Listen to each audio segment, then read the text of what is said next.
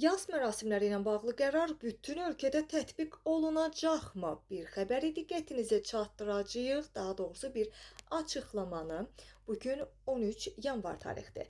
Qeyd eləyək ki, Azərbaycanda yas mərasimləri keçirilərkən süfrə açılması, ehsan verilməsi illərdir bir ənənəyə çevrilib, lakin son zamanlarda bunun israfçılıq olması ilə bağlı sosial şəbəkələrdə xüsusi bir ictimaiyyət tərəfindən tənqid olunmalar oldu və müəyyən bir bölgələrimizdə bu öz effektini göstərdi, təsirini göstərdi ki, həmin bir sıra bölgələrimizdə məhz ehsan süfrələri, dəbdəbəli ehsan süfrələri yığışdırıldı. Sadəcə olaraq çay süfrəsi ilə kifayətlənməsi gündəm oldu.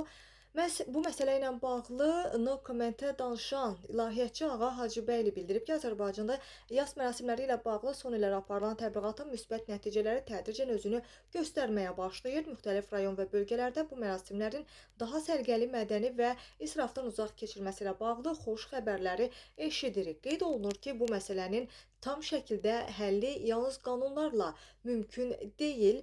Daha çox maarifləndirmə, düzgün izah və mədəni dəvət yolu ilə insanlar bu dəyərləri qəbul etməli və dərk etməlidirlər.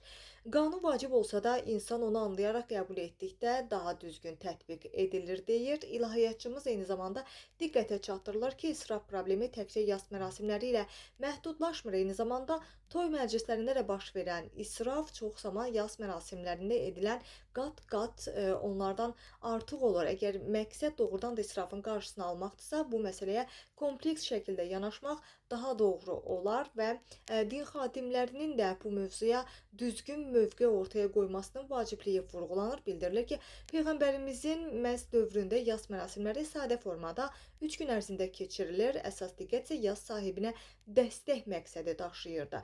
Zamanla formalaşan bəzi adətlərin bu mahiyyəti dəyişdirdiyini qeyd edə bilərik və ümid edirik ki, aparılan təbliğat və maarifləndirmə nəticəsində cəmiyyət bu dəyərləri yenidən mənimsəyəcək və yas mərasimləri öz mahiyyətinə uyğun şəkildə keçirilməyə başlayacaq deyə ilahiyyatçı fikirlərini bu şəkildə yekunlaşdırıb.